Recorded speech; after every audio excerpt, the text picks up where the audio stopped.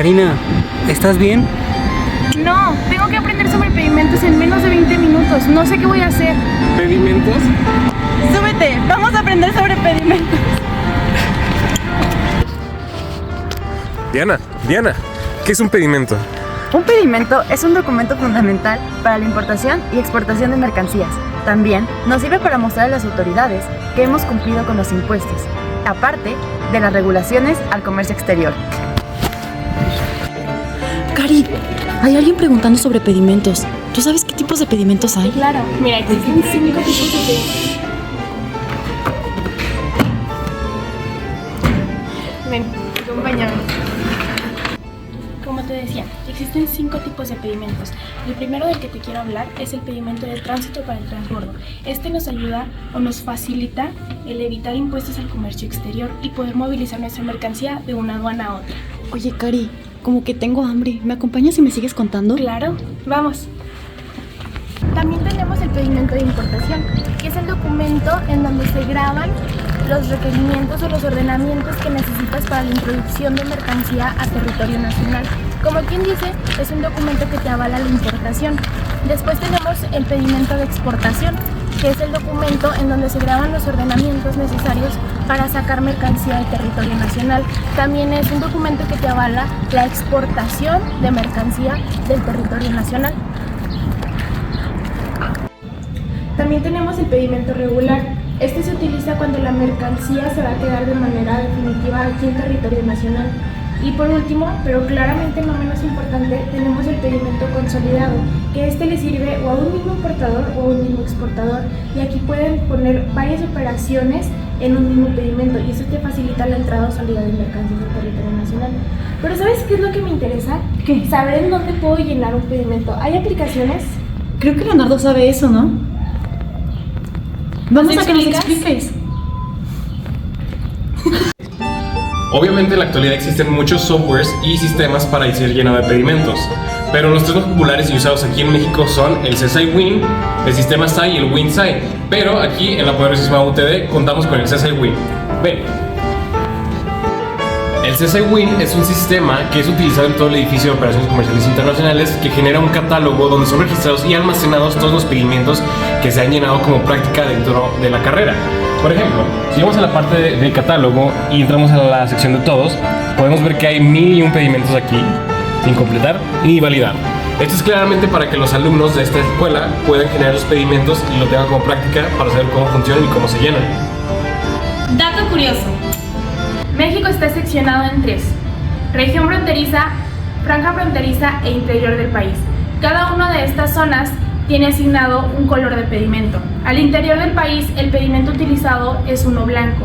También te puedo mencionar aquí que con este tipo de impedimento puedes llevar tu mercancía a la franja fronteriza o a la región fronteriza sin ningún problema, pero no vas a tener los beneficios que se te otorgan si estás dado de alta como comercializadora en franja fronteriza o en región fronteriza. Según el artículo 136 de la ley aduanera, la franja fronteriza abarca en una línea divisoria de Estados Unidos y México en una línea paralela de 20 kilómetros, lo que podría ser Sonora, Chihuahua, Coahuila, etc. Como puedes ver aquí en la imagen, este pedimento es de color amarillo. Cuando estás dado de alta como empresa comercializadora en franja fronteriza, se te va a reducir el 50% del IVA. Esto no quiere decir, la tasa del IVA en franja fronteriza es del 8%. Esto no quiere decir que te la van a dar luego al 8%.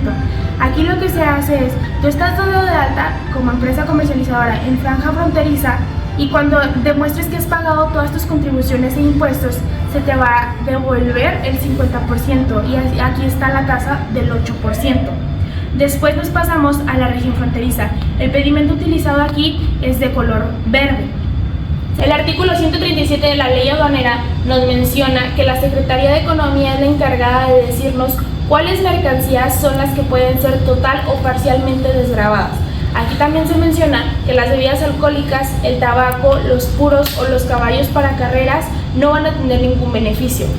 En región fronteriza norte, las personas de una edad mayor pueden importar mercancías para consumo personal siempre y cuando estas mercancías no pasen de $150 al día. No importa si la moneda sea extranjera o nacional, no puedes pasar de $150.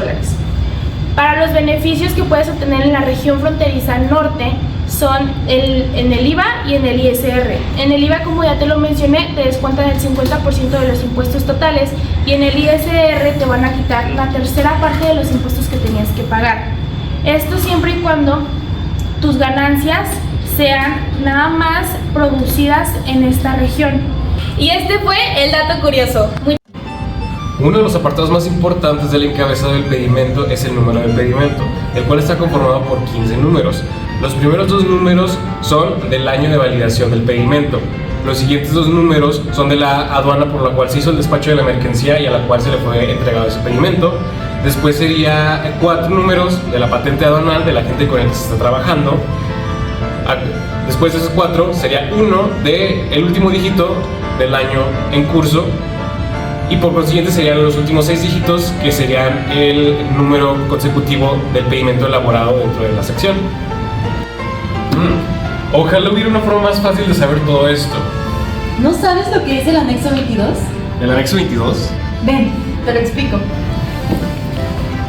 El anexo 22 cuenta con 22 apéndices, iniciando por el apéndice 1, que es aduana de sección. Cada aduana tiene un número de sección, tomando por ejemplo la de Acapulco sería la 010. Tomando en cuenta el ejemplo anterior, podemos decir que la aduana de sección cuenta con 3 dígitos. Después está el apéndice 2, que nos habla de las claves de pedimento. Hay diferentes claves de pedimento dependiendo de qué tipo de operación se va a llevar y qué se quiere hacer con las mercancías.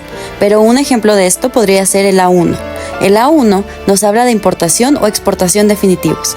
Esto sería cuando se va a llevar una mercancía al extranjero o se va a introducir a territorio nacional para no retorno. Otro ejemplo podría ser el C1. El C1 nos habla de una importación definitiva a la franja fronteriza norte. Esto nos puede llevar a introducir mercancías a algún estado como Baja California, Sonora, Chihuahua, Coahuila, Nuevo León o Tamaulipas. El siguiente apéndice es el apéndice 3, que nos habla de los medios de transporte. Los medios de transporte tienen una clave específica para cada tipo. Esto ya depende de qué movimiento se va a hacer con la mercancía y en qué manera va a ser transportada. Hay diferentes claves. Un ejemplo puede ser la 1 para el marítimo o el 5 para el postal. Pero esto ya depende de qué tipo de mercancía se va a llevar. El siguiente apéndice es el apéndice 4, que habla de claves de países. Al momento de hacer un pedimento, muchas veces tenemos que usar claves para no tener que escribir todo el nombre de algún campo. Por ejemplo, Afganistán tiene la clave A1 o AFG. Aquí nos ponen listado una serie de países en las cuales nos va a decir las claves de cada uno. Después, en el apéndice 5 tenemos las claves de monedas. Las claves de monedas, al igual que en la lista anterior, nos viene una lista de países y al lado una clave. Esta clave también va a ser usada en el pedimento. Después tenemos el apéndice 6. El apéndice 6 es sobre recintos fiscalizados. También nos viene una clave por cada recinto fiscalizado localizado dentro del país. Aquí podemos explorar para poder usar estas claves en nuestros pedimentos.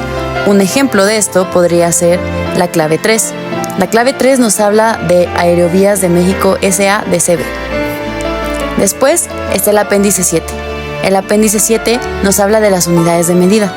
Dependiendo de qué mercancía vamos a llevar y cómo va a ser presentada, podemos utilizar diferentes unidades de medida. Un ejemplo de esto sería el 1 para el kilo o tal vez el 11 para el millar. Depende de qué mercancía se va a llevar. Después tenemos el apéndice 8. El apéndice 8 nos habla de identificadores.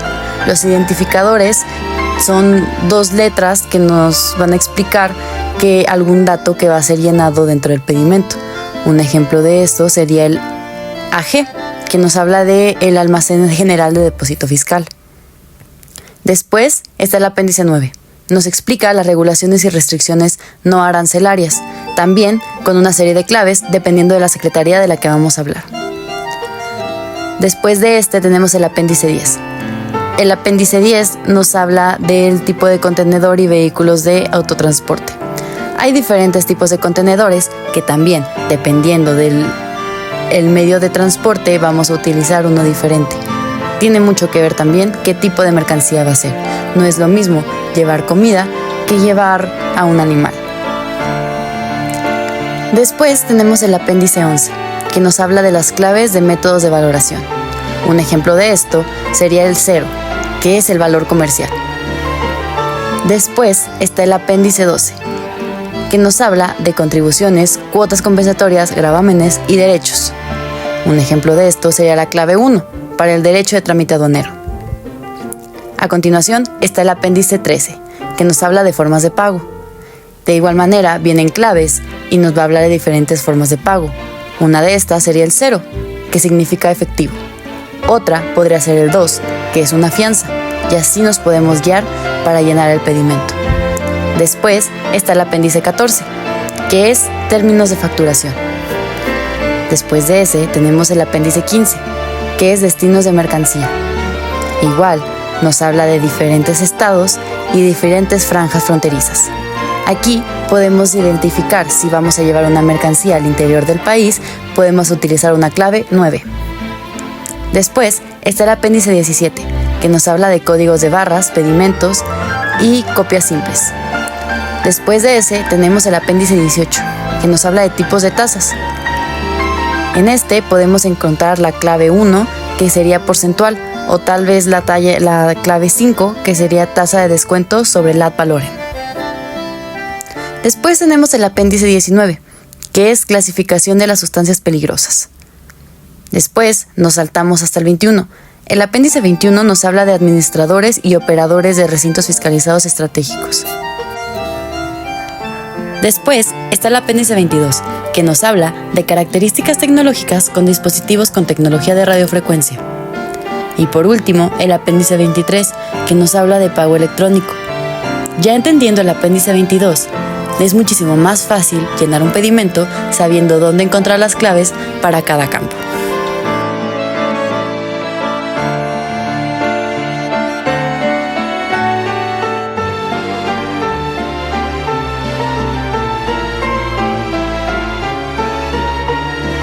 Yo soy Karina Gurrola. Mi nombre es Diana Ortiz. Y yo soy Leonardo Velasco. Muchas gracias. Nos vemos en la próxima.